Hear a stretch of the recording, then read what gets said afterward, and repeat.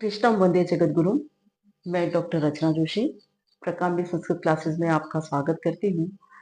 संधि प्रकरण की श्रृंखला में आज हम वृद्धि संधि पढ़ेंगे। वृद्धि संधि का पहला जो सूत्र आता है हमारे सामने वो सूत्र है वृद्धि रादैच।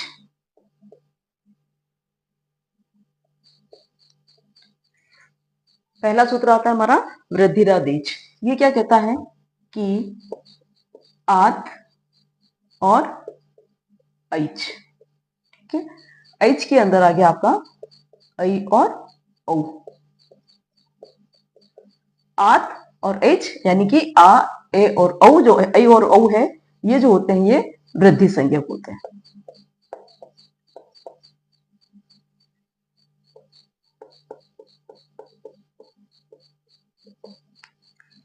ठीक है। एच के अंदर तो बता ही दिया ए और ओ होता है, यानी कि संस्कृत ग्रामर के अंदर, संस्कृत व्याकरण के अंदर अगर कहीं वृद्धि शब्द का प्रयोग होता है तो वृद्धि क्या होती है, कौन से वर्ण, जो वर्ण दिए हुए हैं हमारे वर्णमाला में, इतने सारे वर्णों में से कौन से वर्ण किसको हम वृद्धि कहेंगे, तो ये तीन वर्ण आते हैं जिसमें कि आ, ऐ और औ। ये जो तीन है ये वृद्धि है, इनको वृद्धि कहते हैं। जिस प्रकार से कि वहां पर हम अ ए और ओ को गुण कह रहे थे, है ना।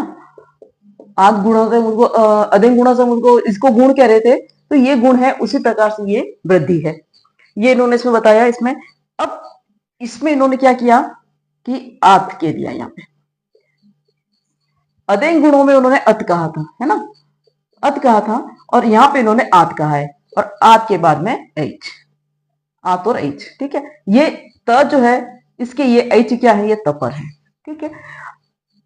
अब इसमें क्या था, क्योंकि ये जो सूत्र जो हमें पहले पढ़ा था अनुदित सवर्ण से चा प्रत्यय, जिसमें कि अ जो होता है वो क्या करेगा, अपने सवर्णों का भी ग्रहण कर लेगा, तो उसके साथ में लगे हुए तपर जो है एच, ये भी अपने सवर्णों का ग्रहण कर लेते हैं। तो ऐसी स्थिति में तत्काल तपर तत्काल से सूत्र लगाया था उन्होंने कि इसकी जो संज्ञा हो रही, रस्व संज्ञा हो रही, तो यहाँ पर आने वाला दीर्घ होगा तभी वो रस्व ही कहलाएगा, है ना, उसको रस्व ही माना जाएंगे तत्काल प्रभाव से। तो अब यहाँ पर चूंकि आ जो है वो अनुदित सवर्ण से प्रत्यय में, कहीं सूत्र में इसका उल्लेख अलग से नहीं किया हुआ है, तो ये आ जो है वो केवल मात्र एच को ही दिखाएगा, दीर्घ, क्योंकि ये दीर्घ है तो यहाँ पर इसको दीर्घ को ही ग्रहण करेगा, ठीक है। और दीर्घ को ग्रहण करने के कारण यहाँ पर वृद्धि होगी, इसलिए यहाँ पर इन्होंने आत कहा है। तो वृद्धि सूचक जो शब्द है हमारे, या वृद्धि संज्ञा करने वाले या वृद्धि संज्ञा वर्ण जो होते हैं वो कौन कौन से हुए, आ, ऐ और औ। अब इसके बाद में हम नेक्स्ट सूत्र जो देखते हैं वो हमारा नया सूत्र आता है, वो है एक वृद्धि रेचि।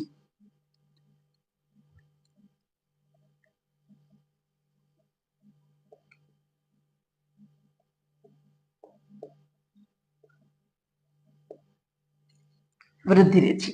अब ये सूत्र क्या कहता है कि अ या आ के बाद में, है ना, अवर्ण अ या आ के बाद में, उसमें भी अ या आया था, तो अ या आ के बाद में एच होता है, ठीक है।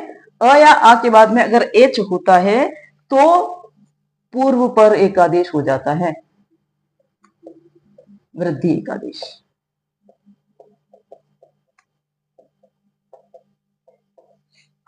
ठीक है। पूर्व पर वृद्धि एकादेश, यानी कि ये जो वर्ण है पूर्व पद अ या आ होगा, और उसके बाद में एच प्रत्याहार का कोई वर्ण होता है, तो यहां पर इसके स्थान पर वृद्धि संज्ञक वर्ण रखेगा, इन दोनों के स्थान पर, ठीक है। दोनों के स्थान पर वृद्धि सूचक शब्द लगेगा, वृद्धि संज्ञक। अब वृद्धि संज्ञक शब्द लगेगा, वो तीन है हमारे पास में, आ, ऐ और औ, है ना। तो इन तीनों में से कोई भी एक वर्ण यहाँ पे वृद्धि संज्ञक रूप में लगेगा, तो ये वृद्धि रेचि सूत्र कहता है।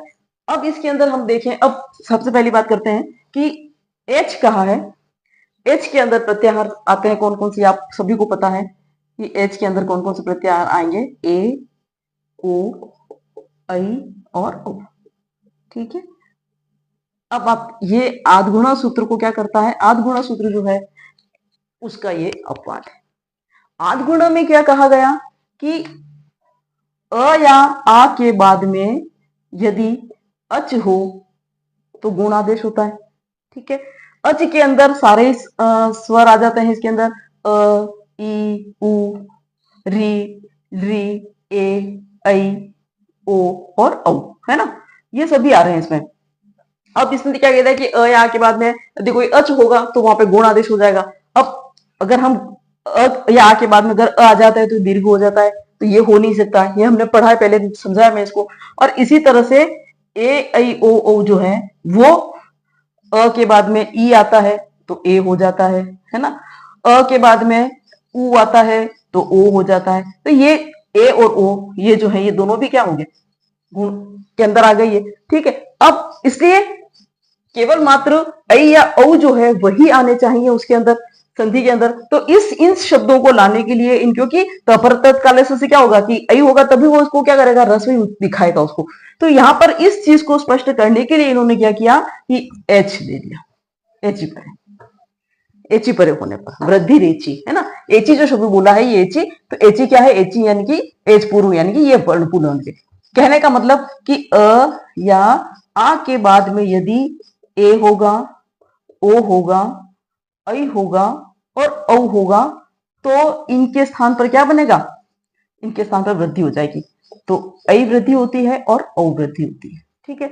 अब इसको क्रम से देखो तो ए और ऐ दोनों का उच्चारण स्थान एक ही है, तो इनके स्थान पर क्या करेंगे, ऐ आदेश हो जाएगा। और यहाँ पर देखिए आप कि ओ और औ, है ना, इन दोनों का उच्चारण स्थान एक ही है, तो इसके आधार पर ये दोनों जो हो जाएंगे क्या हो जाएंगे, इसके स्थान पर ये वृद्धि होगी और इन दोनों के स्थान पर ऐ वृद्धि होगी, ऐ वृद्धि होगी।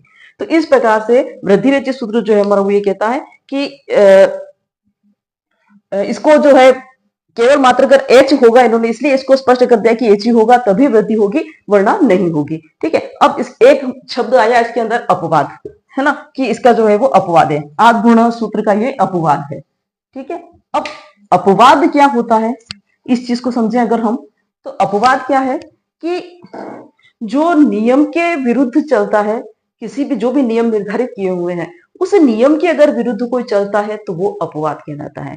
अब इसको अगर हम उदाहरण के रूप में देखें समझें, तो हम सभी जानते हैं, सामान्यतः प्रकृति प्रदत्त ये चीज दी हुई है, जानते हैं हम कि जितनी भी नदियां हैं, है ना, उन नदियों का प्रवाह किस दिशा से किस दिशा की ओर होता है, पश्चिम से पूर्व की ओर होता है ना। ज्योग्राफी वाले भी जानते हैं और जनरली हम भी पढ़ते हैं, जनरल नॉलेज में ये चीज पड़ी हुई है कि सभी नदियों का प्रवाह सामान्यतया पश्चिम से पूर्व की ओर होता है। लेकिन एक नर्मदा नदी ऐसी है जो कि पूर्व से पश्चिम की ओर बहती है, उल्टी बह रही है वो, तो ये क्या हुआ, ये अपवाद हो गई। नदियों के अंदर ये एक नदी जो है नर्मदा नाम की नदी है, वो अपवाद है कि वो उल्टी बहती है। तो ये अपवाद यानी कि नियम के विरुद्ध जो काम करने वाला होता है। अब इस चीज से आप किसी भी रूप में देख सकते हैं, चाहे समाज में कोई निर्धारित नियम है उसके विरुद्ध कोई काम करने वाला, तो वो उसका अपवाद मान लिया जाएगा, है ना। घर के अंदर कोई नियम बने हुए उसके विरुद्ध में कोई चलने वाला है तो वो उसका अपवाद मान लिया जाएगा। तो अपवाद जो है वो इस अर्थ में प्रयुक्त होता है। तो ये अपवाद क्यों कहा है, क्योंकि आद गुणा सूत्र पहले आ चुका है, ये वृद्धि रेचि सूत्र बाद में आया है, ठीक है। अब आद गुणा सूत्र में जो बात कही गई है कि गुण हो जाना चाहिए, उसको ये बात करके यहाँ पे क्या कर रहा है, ए ऐ ओ को वृद्धि कर रहा है, ए और ओ की भी वृद्धि कर रहा है। ऐ ओ तो है ये वृद्धि सूचक, ए और ओ की भी वृद्धि, तो यहाँ पर ये क्या कर रहा है कि इसको बाधित कर रहा है। तो ये आद गुणा सूत्र का ये अपवाद रूप में आता है, ये कि इसको अपवाद कहा जाता है कि वो आद गुणा के नियमों को नहीं मानता है। ये वृद्धि रेचि सूत्र हमारा। अब इसको उदाहरण के रूप में हम समझते हैं, तो इसका उदाहरण सबसे पहला आता है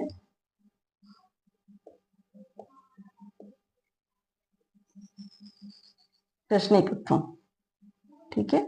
इसका जब हम विग्रह करेंगे तो हमारा विग्रह बनता है प्रश्न प्लस एकत्व। प्रश्न में अ है और फिर ये एकत्व वृद्धि रेचि सूत्र से एक एकादेश, वृद्धि एकादेश, ए है, ए और ऐ दोनों का उच्चारण स्थान एक होने से ऐ वृद्धि होगी, क्योंकि वृद्धि संज्ञक शब्द भी है, ये वर्ण भी है, सॉरी। तो यहाँ पे ऐ हुआ कत्वम, ठीक है। ण के अंदर ऐ मिलाया कृष्णिकत्वम, ये हमारा रूप बनता है इसका। ये वृद्धि संधि का उदाहरण है। इसी प्रकार से अगर हम अन्य उदाहरण देखें तो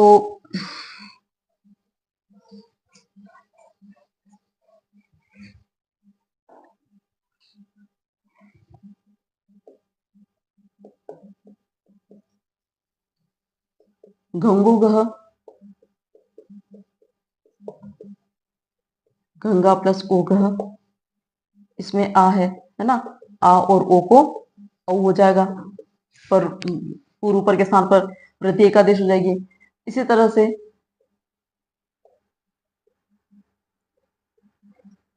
देवेश्वर्यम, देव प्लस ऐश्वर्यम, इसमें अ और ऐ इन दोनों का एकादेश होगा, वृद्धि एकादेश, ऐ बनेगा। और कृष्णो कंठ्यम, कृष्ण प्लस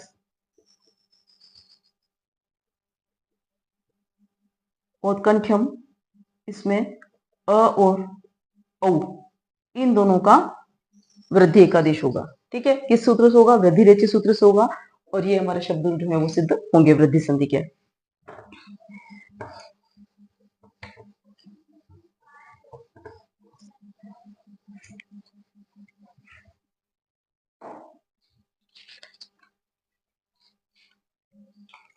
अब सूत्र आता है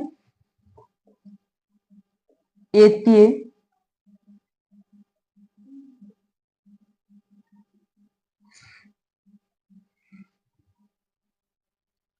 एत्ये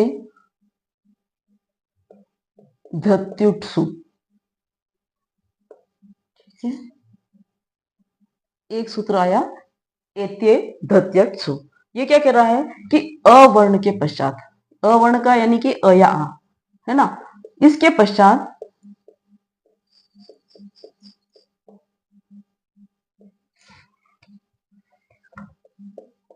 एजादि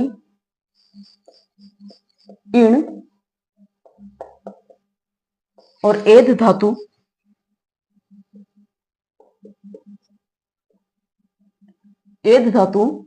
तथा उठ शब्द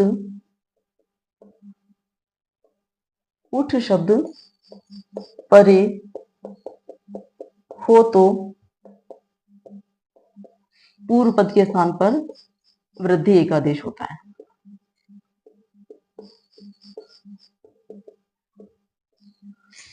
ठीक है, अब इसमें यह समझने की बात है कि इसने क्या कहा कि अ या आ के बाद में, ये तो पूर्व पद हमारा हो गया अ या आ, और इसके बाद में यहाँ पे अ या आ के बाद में एजादि इण और एध धातु, ये दो धातु दिए इन्होंने, एध और इण धातु। ठीक है, इस एध धातु का जो रूप चलता है वो तो वैसे भी एज ही चलता है। ठीक है, तो एजादी है क्योंकि एज इसके अंत में है, एच जिसके अंत में है वो एजादी है, तो ए ओ चलने वाला, तो एजादी रूप है इसका। और इण धातु जो है, उस इण धातु जो है वो गत्यर्थक अर्थ में प्रयुक्त होता है, इण गतु है ना, गति के अर्थ में प्रयुक्त होता है, जाने के अर्थ में, इति गत्यर्थु। तो इस अर्थ में जब ये प्रयोग होता है तो इसका जब रूप चलता है तो इसके शब्द धातु रूपों के अंदर कहीं कुछ शब्द ऐसे आते हैं कि जिसके के अंदर वो ए से शुरू होता है, इसका रूप ए से शुरू हो जाता है। तो ऐसे जो धातु रूप के अंदर चलने वाले ए से जो शुरू होने वाले पद हैं, है ना, तो एजाद इसलिए कहा इन्होंने। तो एज यानी कि एज एंग जिसके अंत में है, ऐसे जो शब्द जो कि इण और एध धातु वाले हैं, इन धातुओं से युक्त है, एज एंग प्रत्यय लगा हुआ है जिसके आगे, है ना, और इसके साथ में जुड़े हुए इण और एध धातु का कोई शब्द है, या फिर अ और ए के बाद में ऊढ़ शब्द वाला कोई शब्द है, तो वहां पर पूर्व और पद दोनों के स्थान पर वृद्धि एकादेश हो जाता है। ठीक है, अब ये जो उन्होंने कहा यहाँ पे, अब इसको अगर हम उदाहरण के रूप में समझे, उदाहरण से देखें इसको, तो इसके उदाहरण के रूप में जो देखा जाता है, इसके अंदर शब्द आता है हमारा उपेति।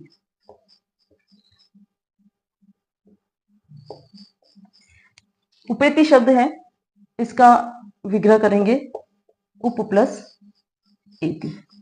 ठीक है, अब यहाँ पे ये जो इसके अंदर उप के अंदर जो हमें अ दिख रहा है और ए जो है ना, ये ए जो बना हुआ है, ये ए अ और ई इससे गुण होकर के नहीं बना हुआ है। ठीक है, ये गुण होकर के नहीं बना है, ये एति जो शब्द है ये इण धातु का रूप है, इण धातु का लट लकार प्रथम पुरुष का एक वचन है ये एति। ठीक है, तो ये एति शब्द जो है वो इन धातु से बना हुआ है और ए इसके साथ में आ रहा है, इसलिए इसको क्या कहा है, ये एजादी ईण है, उपएति। ठीक है, तो ये एजादी ईण होने के कारण उपएति में एति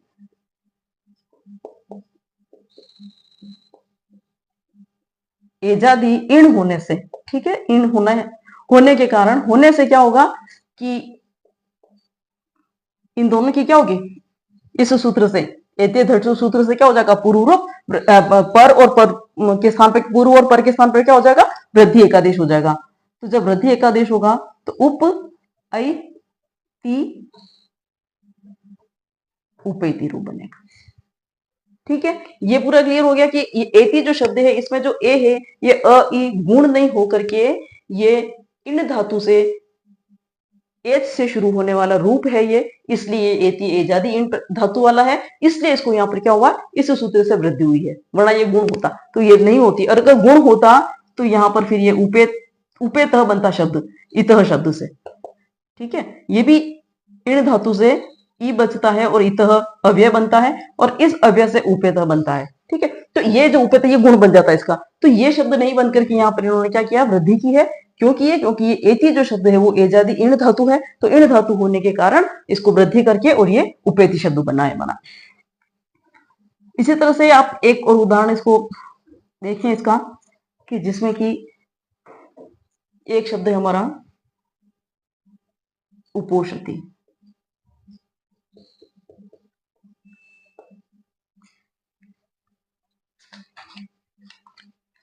उपेधते, सॉरी उपैधते।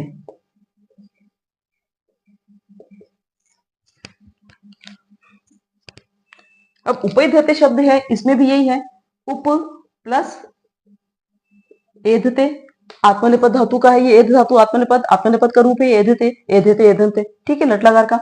अब यहां पर उप में अ है और ये एधते, एधते का ये ए जो है ये क्या है, एजादी एद धातु। ठीक है, एजादी एद धातु, तो इसकी वजह से इस सूत्र से, प्रकृत सूत्र से, इसको प्रकृत सूत्र कहते हैं जो कि दिया गया है, तो प्रकृत सूत्र से दोनों पदों के स्थान पर वृद्धि एकादेश ऐ होगा और रूप बनेगा उपैधते, ये रूप बनेगा इसका। तो ये सूत्र इस प्रकार से काम करता है। और इसके अलावा अब आप देखिए इसमें एक उदाहरण आ रहा है इसका, पृष्ठोह।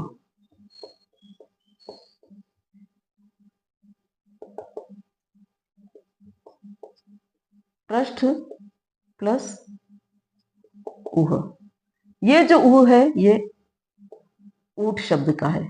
ठीक है, ऊठ शब्द से उह बना हुआ है। ऊठ शब्द होने से अ आ के बाद में ऊठ शब्द होने से अ और उ के स्थान पर सीधी वृद्धि होगी। ठीक है, यहाँ पे सीधी वृद्धि होगी तो यहाँ पर औ बनेगा और रू बनेगा हमारा पृष्ठो। ठीक है, अब ये जो रूप बना, अब यहाँ पे अ और उ को वृद्धि किया है। ठीक है, क्योंकि गुण संधि जो है वो क्या कहती है, अ और ई के स्थान पर ए होता है और इसके साथ सवर्ण आ जाता है, ई भी हो जाता है। अ के साथ में या आ के साथ में उ या उ होता है तो यहाँ पर ओ हो जाता है। ठीक है, और इन्हीं की वृद्धि ये हो रही है, ऐ और ओ, तो अ के बाद में ए है तो वृद्धि, तो उ है सीधा दीर्घ है, तो दीर्घ को होने से यहाँ पे इसको डायरेक्ट सीधी संधि करके इसको वृद्धि संधि के रूप में इसको दिया है। तो ये एक तरह से पृष्ठो हुआ। तो ये इस सूत्र से इन्होंने क्या किया, वृद्धि संधि की है। तो एक तरह से देखा जाए तो ये जो है पृष्ठो जो उदाहरण है हमारा, ये उदाहरण आद गुणों को बाधित करता है कि अ उ को ओ नहीं करके औ कर रहा है, वृद्धि कर रहा है ना। तो ये जो उदाहरण है हमारा, ये उदाहरण क्या है, आद गुणों को बाधित कर रही है, तो यानी कि अपवाद है ये। ठीक है, और इसी तरह से जो पहले जो दो उदाहरण पढ़े थे वो हम आगे जब सूत्र पढ़ेंगे तो वहां भी देखेंगे, वो एंगी पररूपम जो सूत्र होता है उसका ये अपवाद है, वहां पर वो पररूप दिखाता है लेकिन वो पररूप नहीं करके कि यहाँ पे क्या कर रहा है, वृद्धि कर रहा है। वो पररूप आगे कैसे कर रहा है उसको हम थोड़ा समझेंगे उसको, तो वहां आपको यहाँ पता चलेगा कि ये पररूप से, क्योंकि उप शब्द है, उसके बाद में प्रत्याहार क्रिया धातु वाला शब्द है, तो पररूप एकादेश होना चाहिए, वो ये कहता है। लेकिन ये जो सूत्र वो क्या कहता है, एजादी है, तो यहाँ पर क्या होगा, वृद्धि होगी। तो ये वो भी इस चीज को बाधित करता है। तो एते धट रूप जो है वो इस अ के बाद में एजादी एच से शुरू होने वाले इन या एद धातु का कोई शब्द होगा, या फिर उठ शब्द लगा हुआ है अ या आ के बाद में, तो वहां पर वृद्धि एकादेश होता है। ये हमारा ये सूत्र कहता है।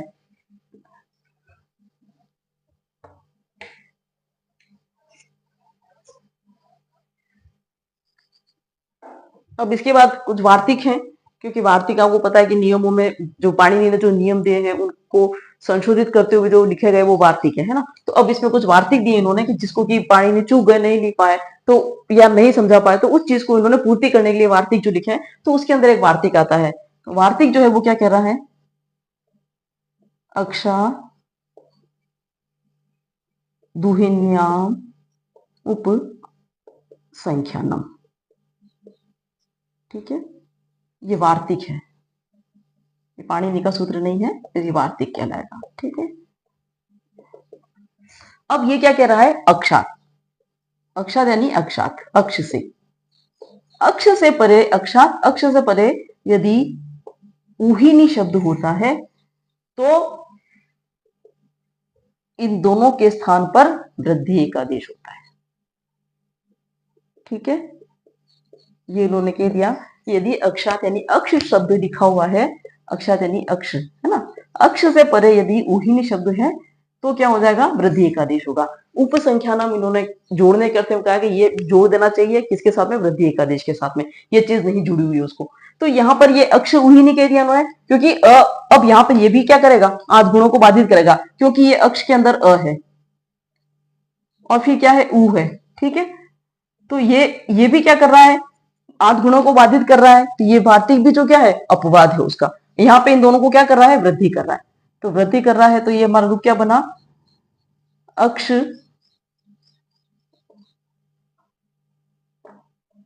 अक्षोहिणी। और व्याकरण के बहुत सारे नियम हैं, बहुत डीपली है, आप पढ़ेंगे, जिसने तो पढ़ते जाते हैं वैसे तो हम अंदर गहरे में उतर जाते हैं, अंदर के अंदर अंदर बहुत सारी चीजें आती जाती हैं। तो इतना अभी अपने पास समय भी नहीं है और मैं इतना समझा भी नहीं सकूंगी क्लियर, तो इसलिए इसको केवल मात्र एक नॉर्मल वे में कि व्याकरणिक नियम कुछ आते हैं, कुछ ऐसे सूत्र हैं जिनकी वजह से हम इस न को णत्व करते हैं, ठीक है। ये जब कभी अगर आगे मौका मिलेगा, जब अगर पढ़ने में हमारा आएगा, तो इसको मैं और क्लियर करूंगी इस चीज को। तो यहाँ पर क्या है कि न को हम णत्व करेंगे, वो भी व्याकरण के नियम है, उसी के अनुसार होता है ये। तो ये हमारा अक्षोहिणी रूप बनेगा यहाँ पर, ठीक है। तो ये एक बार तो ये आ गया कि इसमें उन्होंने ये कह दिया कि अक्ष के बाद में यदि ऊहिनी शब्द है जो कि किसी की संज्ञा बनता है, ठीक है। अब ये संज्ञा बनता है अक्षोहिणी, किसकी संज्ञा बनता है, ये तो गीता प्रसिद्ध सब सुना है आपने कि दोनों जब युद्ध हुआ था कौरव में, तो अक्षोहिणी सेना थी, है ना। तो ये सेना का क्या बन रहा है, तो संज्ञा बन रहा है, परिचय बन रहा है कि इतनी सारी सेना थी, अक्षोहिणी थी। तो ये दिखा रहा है उसको। तो ये यहाँ पे क्या है, ये वार्तिक, इसने क्या कह दिया कि गुण का बाध करके और इसने वृद्धि कर दी उसके अंदर।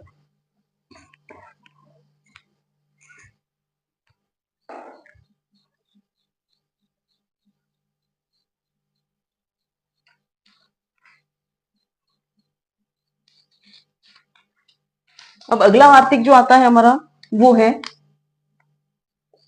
ये भी वार्तिक ही है, प्रादुहो ढो, प्रादुहो ढो ढ्ये शेषेषु। इसके अंदर सभी शब्द जुड़े हुए हैं, ये सब शब्द जुड़े हैं, ये वार्तिक है ये भी, ठीक है। इसके अंदर जो शब्द जुड़े हुए हैं वो है एक तो प्रात, प्र यानी कि प्र से परे, ठीक है, प्रात यानी प से परे, प्रांत, ऊह, प्रात ऊह प्रादु, ठीक है। तो प्र से परे ऊह, ऊढ़,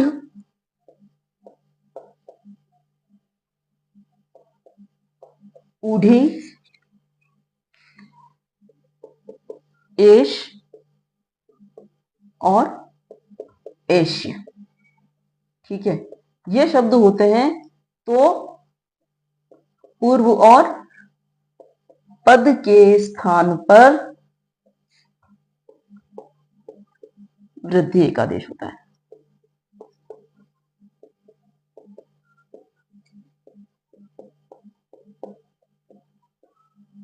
वृद्धि एकादेश होता है।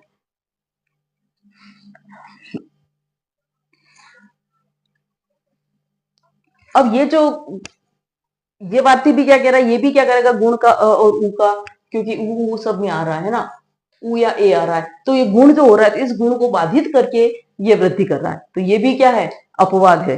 गुण का आद गुणा का ये भी अपवाद है। ठीक है, अब इसने क्या कहा कि प्र से परे, यानी कि प्र पहले आ रहा है और उसके बाद में इन शब्दों में से 5 शब्द दिए हैं, उह, उढ़, उढ़ी, एश और एश्य, ये 5 शब्द दिए हैं। इनमें से कोई भी शब्द अगर यहां पर होता है तो पूर्व और पद के स्थान पर क्या हो जाएगा, वृद्धि एकादेश हो जाएगा, गुण नहीं होगा। बाकी दिखता हुआ तो प्र के अंदर अ है, सामने नजर आ रहा है हमें, है ना, इसके अंदर अ जब नजर आ रहा था, इसके बाद में अगर उ आएगा चाहे ए आएगा, होगा क्या, गुण होना चाहिए, लेकिन वो गुण नहीं होगा, वृद्धि होगा, यानी कि गुण का भी ये क्या हो गया, अपवाद हो गया। अब इसको इसी के उदाहरण देख लो इन्हीं शब्दों से, क्योंकि पर्टिकुलर ये शब्द ही आएंगे, दूसरा कोई शब्द नहीं आएगा इसके अंदर। तो जैसे कि कहा कि प्रोह, इसके अंदर प्र प्लस उह, ठीक है। और दूसरा उदाहरण देखो प्रोढ़ का, ऊढ़ का, प्रोढ़ प्र प्लस उढ़, फिर आया प्रोढ़ी प्र प्लस उढ़ी,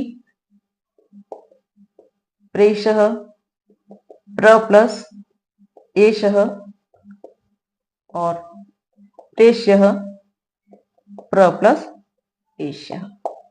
ठीक है, ये सभी एक जैसे हैं, आपको दिख रहे हैं सब। इसके इसमें अगर आप एक को तोड़ के वैसे वैसे सब क्या खंड होंगे, प के बाद अ और फिर उ और फिर ह, ये दोनों इस सूत्र की वजह से गुण नहीं होकर के इस वार्ते की वजह से वृद्धि एकादेश होगा। यहाँ पर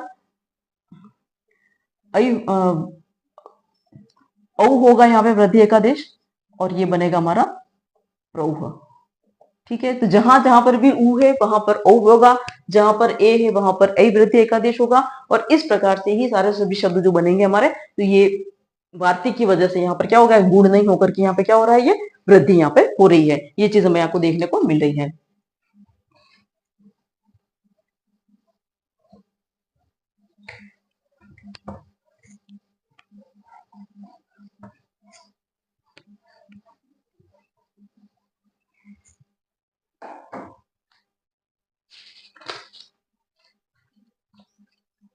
अब नेक्स्ट वार्तिक आता है, वो आता है रीते च तृतीया। ठीक है, ये समास है, समास में आता है ये। ठीक है, इसका मतलब क्या हुआ कि तृतीया विभक्ति युक्त जो समास है, समासांत है ना, तृतीया विभक्ति वाले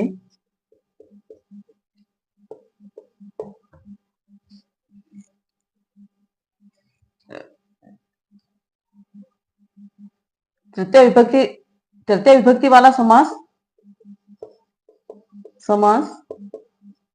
जो कि अवर्णांत है। ठीक है, जो अवर्णांत है, यानी कि अवर्ण वाला तृतीय विभक्ति का जो समास होता है, उसके साथ में रिक्त शब्द आता है, तो वृद्धि एकादेश होता है। ठीक है, यानी कि जब तृतीय विभक्ति वाला कोई समास वाला कोई शब्द है जिसके के साथ में ये रित शब्द लगा हुआ है, तो ऐसे रित शब्द होने से क्या हो जाएगा, गुण नहीं होकर के वहां पे क्या हो जाएगा, वृद्धि होगी। ये वार्तिक इसको ये दिखा रहा है। अब कैसे दिखा रहा है, इसका उदाहरण हम देते हैं कि जैसे एक शब्द आता है सुखार्थ, सुखार्थ सुख से प्राप्त किया हुआ, अर्थ यानी रित यानी प्राप्त करना किसी चीज को, सुखार्थ। अब अगर इसका हम समास विग्रह करेंगे तो समास विग्रह बनता हमारा सुखेन ऋतः। ठीक है, ये हमारा समास विग्रह बना सुखेन ऋतः। अब इसने क्या कहा कि अवर्णांत हो। अवर्णांत कैसे करेंगे इसको, क्योंकि सुखेन एक तो वैसे भी सुखेन अवर्णांत ही है वैसे, पर अगर हम इसको शब्द बनाएंगे सुख ऋत करेंगे तो यहां पर हम क्या करेंगे, शुभ लुक से यहां पर क्या होगा, विभक्ति लोप करेंगे। विभक्ति लोप होने पर केवल मात्र क्या बचेगा, इसको मैं लिख देती हूँ, शुभ का लोप होने पर। ठीक है, शुभ लुक कहते हैं शुभ का लोप होना, क्योंकि जो शब्द रूप बनते हैं, ये आप सभी जानते हैं कि शब्द रूप बनते हैं तो शब्दों के अंदर सुप प्रत्यय लगाते हैं, इसलिए उनको सुबंत कहते हैं, है ना। सुओज समोट शस्त्राभ्याम भीस वाला ये जो प्रत्यय जब लगाते हैं 21 प्रत्यय हैं, और ये जब 21 प्रत्यय लगते हैं तब वो क्या होते हैं, हमारे शब्द रूप बनते हैं। तो यहाँ पर ये जो यहाँ पर भी लगा टा लगा हुआ है यहाँ पे सुखेन के अंदर, इसे आपको हमने शुभ का लोप किया है। यहाँ पे शुभ का लोप करके हमारे पास क्या शब्द बना, सुख, और उसके बाद में आया रितः। अब जब ये शब्द बन गया तो ख में अ और फिर री और तह, वही गुण वाली बात हो गई। लेकिन उस गुण को बाधित करके ये भी अपवाद गुण का, है ना, अपवाद करके यहाँ पे क्या करेगा, वृद्धि एकादेश करेगा। वृद्धि एकादेश करेगा तो ये आर बनेगा, किससे बनेगा, र कहां से आएगा, उरण र पर ह से, री के स्थान पर उरण र पर जो सूत्र हमने पढ़ा था वहां से ये र आर, तो ये वृद्धि हुई आर, तब हमारा शब्द क्या बना, सुख के अंदर आ मिलाया सुखार्थ, सुख के अंदर आ मिलाया सुखा, र जो है वो रेख बनकर के ऊपर चढ़ेगा त के ऊपर, तो हमारा ये बना सुखार्थ, ये शब्द बनेगा। इस प्रकार से इसको इन्होंने ये गुण की जगह पर वृद्धि हमारा काम करता है। अब यहाँ पे एक प्रश्न इन्होंने उठाया कि अगर तृतीय शब्द नहीं लगाया जाता, विशेषण के रूप में तृतीय विभक्ति नहीं लगाया जाता, तो क्या दूसरे समासों में ये काम नहीं करता, तो कहते हैं कि ये काम नहीं करता। क्यों, क्योंकि एक कर्मधारय समास का उदाहरण देते हैं जिसपे कि परम अर्थ शब्द आता है, जो मुक्त है यहाँ से, है ना, परम अर्थ, जिसने परम को पा लिया है, प्राप्त कर लिया, वो परम अर्थ, ठीक है। अब इसका जब हम कर्मधारय समास में जब हम इसको विच्छेद करेंगे तो ये बनता है परमश्चासो ऋतः, जिसने कि उस परम को प्राप्त कर लिया, परमश्चासो। अब यहाँ पर भी जब हम इसको क्या करेंगे, लोप करेंगे शुभ लुक से, तो परम ऋतः बन जाएगा। ठीक है, और जब परम ऋतः बनता है और यहां पर अगर हम इसको गुण करते हैं तो परम अर्थ बन गया। लेकिन अगर यहां पर हम इस तृतीय नहीं लगा करके हम केवल मात्र इसको रीते शब्द को मान करके अगर हम यहाँ पर इसको वृद्धि कर देते हैं तो यहाँ पर वृद्धि हो जाएगी आर, है ना, और आर होने पर शब्द क्या बन जाएगा, परमार्थ, जो कि गलत है। ये परमार्थ शब्द नहीं बनना चाहिए, परमार्थ ही बनना चाहिए, इसलिए यहाँ पर केवल गुण ही होगा, यहाँ पर वृद्धि नहीं होगी। इसलिए इन्होंने क्या कहा कि केवल मात्र तृतीय समास के अंदर जब ऋत शब्द होता है तो वहां पर हम वृद्धि करते हैं, अन्यथा नहीं करते हैं। ठीक है, तो इस प्रकार से इस वीडियो में मैंने आपको वृद्धि संधि को समझाने का प्रयास किया है, सरलतम बना करके समझाने का प्रयास किया है मैंने। लेकिन फिर भी अगर कहीं कुछ उलझन हो, कहीं कुछ समझ में ना आए तो आप कमेंट करके मुझसे पूछ सकते हैं, मैं आपको निश्चित रूप से इसका जवाब दूंगी। और आपको मेरे ये वीडियोस पसंद आ रहे हैं तो आप इसको लाइक करें, कमेंट करें, सब्सक्राइब करें, शेयर करें, अधिक से अधिक विद्यार्थियों तक पहुंचाने का प्रयास करें ताकि वो भी इसका लाभ उठा सकें। नमस्कार।